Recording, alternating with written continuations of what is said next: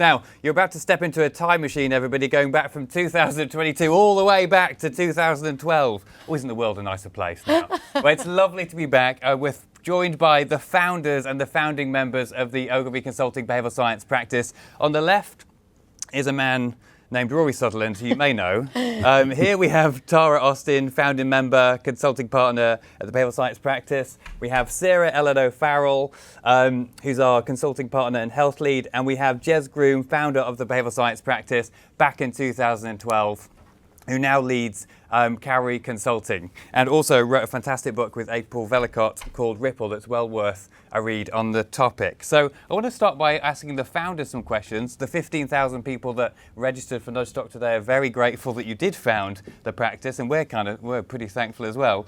So I'll go to Jez, then Rory. What was the reason that you started the practice, and why did you feel it necessary to take it outside of government, which is where it was at the time? Yeah, I mean, so firstly, it's amazing to be here, to be back. So thank you very much for the invitation, and it's amazing. And so yeah, I think reading Nudge, I think the Save More Tomorrow program is amazing. Like, it's amazing behavioural innovation, but it is a bit boring. So when you read that book, I really do think that like Fly in the Urinal just really captures the imagination. And I think, yeah, if it had been left to maybe policy and the public sector, I think it would be brilliant. But I think the creative verve and the excitement, and I suppose the inspiration that people like yourselves, and I was fortunate to be here for a while, I think it just adds that zest. That's the bit that I really love. Fantastic. So creativity. Rory, what was your take on why you started? Yeah, interesting question about why not to be purely governmental. And my argument's always been that consumer capitalism is the Galapagos Islands of understanding consumer behaviour, okay? And there are recurring patterns, okay? So you can learn something on a chocolate bar and apply it to a pension plan, but you can do the same in reverse. So it's always seemed to me completely self-defeating to constrain yourself. The other problem is if you're only altruistic and you're only governmental, my great fear would be you'd lose your sense of mischief, which is an essential part, actually, of the creative function. We've certainly got plenty of it here. Yeah, keeping that sense of slight mischief alive is, I think, really important. Yeah. Also, I have no problem in selling things. That's what we do in advertising. George Lowenstein's work shows that actually skinflints outnumber spendthrifts about 2 to 1. So for every person who actually spends too much, there are 2 people who are actually spending too little. So we're doing them a favour by encouraging them and providing them with the choice architecture with which they can actually finally reach into their wallets and improve their lives. No problem with that at all. So we know mischief's important. So I want to ask everybody now, what do you think and hope is the future of behavioural science and the impact that it can have? So I'll go with Jez, then Sarah, and go down the line.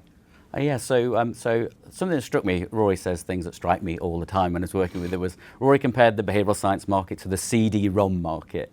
And what I meant by that was kind of technology adoption and essentially maybe following that curve. And I think what I saw in the early days, the last decade, I think, was definitely this kind of innovators and early adopters. And but I'm really super excited now because it's taken 10 years for behavioural science to be an overnight success. And I've done some sort of market estimate work, and there's about 7,000 of us behavioural scientists in the world right now. It costs about £100,000 to run one of those. So the market is worth around about 800 million worldwide, and about 200 million of that sits in academia. So there's about 600 million pounds currently being spent in organisations or in consultancy. But the brilliant thing, this is brilliant, is we're now getting to early majority of that curve. So the market's going to be worth 2.4 billion, right? And that's really exciting. It just means more jobs for people to do this amazing job. So I'm really looking forward to essentially certainly the next 5 years and a lot more people having a great time in behavioural science. That's good news for the NudgeStock audience. Sarah, what's your future? Well, first of all, I think it takes about 10 years for any overnight success, right? That's the definition of an overnight success, 10 years in the background first. So I think behavioural science reminds me, or has been reminding me over the last few years, of the way that digital developed, that there were digital teams and digital departments in otherwise analogue businesses, and now every business is a digital business. And I think behavioural science is going the same way. We're seeing it become like the equivalent of the Intel Inside chip, that actually every core business function is being infused with behavioural science in order to make it that bit more effective. And I really think it'll become a core capability in the next few years rather than a standalone unit. And Tara, without mentioning psychedelics, what's the future of behavioural science? Well, I completely agree with everything that has just been said, really. So to say something different, we're sitting here within Ogilvy, one of the biggest advertising agencies within the world, and I do believe that Nudge has sat a little bit separate from communications, that it's been the fly in the urinal, it's been changing processes, it's been tweaking, maybe direct mail, but not necessarily informing campaigns. And I think we're going to see an awful lot of that, more of that. I mean, we already believe we are the secret sauce for the whole of the Ogilvy network in the behavioural science practice. And I think we're going to see not only that happening within Ogilvy, but sadly, within our competitors as well. That's where I see it going. I mean, the one thing we've, I think, inherited from academia, which is entirely positive, is a kind of collegiality. In that, so far, and does this last for another 10 years? I don't know. We certainly haven't reached that level of hyper competition where we become secretive, we don't share our successes, we don't talk to our competitors in the pub. Yeah. And so preserving that collegiality and information sharing is the really critical thing. I always think once a business gets hyper competitive, it's time to get out, because that's the point at which the price of being in the game isn't actually worth the prize. Someone described getting to partner in a law firm in London. They said, it's like a pie eating competition where the prize is more pies. Okay, that actually appealed to me. But there is that thing where I think we have this, and that actually applies to relationships between us, academia, other competing practices, governmental practices, where there's a general spirit of generosity, which I think is highly beneficial in the early stages of any kind of nascent discipline. And perhaps that's also because we are very much working in that Venn diagram of, yes, the brand and the business world, but also the public sector.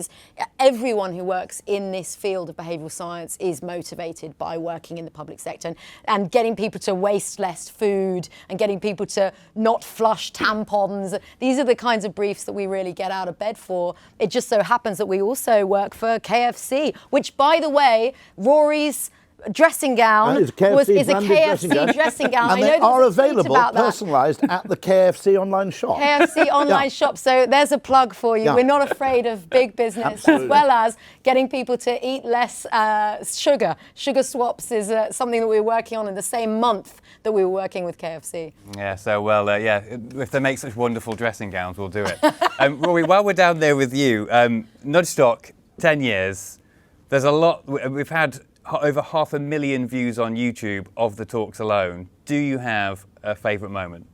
I try not to have an all-time favourite moment, but the one I'll look back to on my deathbed is undoubtedly discussing with Daniel Kahneman, in reference to his book Noise, a problematic speed camera on the M11 near Chigwell. I always like to reduce things to the trivial, and the chance to speak to a Nobel Prize winner about Chigwell speed cameras was just too good an opportunity to miss. Well, I'm glad we could make that happen. Oh, it did. I'm really, really pleased. Tara? I suppose one of the moments that really changed my life was actually listening to Dave Trott. And I think it was probably 2015 or so when he was talking about Edward de Bono and lateral thinking. And that really prompted me to end up becoming a trainer of Edward de Bono's lateral thinking, and has really expanded my mind and hopefully stimulated a lot of very lateral creative ideas in the workshopping that we do. So thank you, Dave. Sarah? My favourite moment was 2013 when Rory was on stage with Nassim Taleb, and I remember having a moment where I felt like I and my life and the lives of pretty much everyone I knew was legitimised by Nassim Taleb when he said the way to strengthen a system is to continually apply lots of different types of pressure and stress to it over long periods of time. I thought, oh, we're all doing it right, so. You're right. Yeah. Exactly. Thank God for that. Jez? Can I be cheeky and have two? Go on. So my first one was the Dr. Jules Goddard. He had a talk about the fatal bias, and he talked about businesses are so focused on efficiency and not on experimentation. So he legitimised making mistakes, which I really liked, and I'm going to lunch with him on Monday, so hopefully he'll pay. And the second one was Dan Lopton, and he really, really opened my eyes to the power of behavioural design. Like, for me, it was a real kind of moment where I kind of go, okay, behavioural design is kind of the future of the industry. So thanks, Dan, for that. Actually, Jules's book It's co-author, I can't remember the co-author, but it's called Uncommon Sense, Common Nonsense. Absolutely. Which is a digest of things which are widely believed in business which are rubbish, effectively. What you might call the mantras of business is one of the most fantastic books I've ever read. So I'm really happy to give it a plug now. Absolutely. Well, it's been absolutely fantastic. It truly is a special moment to have us all together back again, the time machine back. And a massive thank you to Rory and Jez for starting the practice, because without that, we wouldn't have the 15,000 people tuned in today. We wouldn't have the 10 years of cases that we have today. We wouldn't have the impact that NudgeStock has had. And it feels like it really has had a great impact on the field of behavioural science. So thank you so much to both of you for that vision and for keeping it going today. It's absolutely fantastic. Just one favour.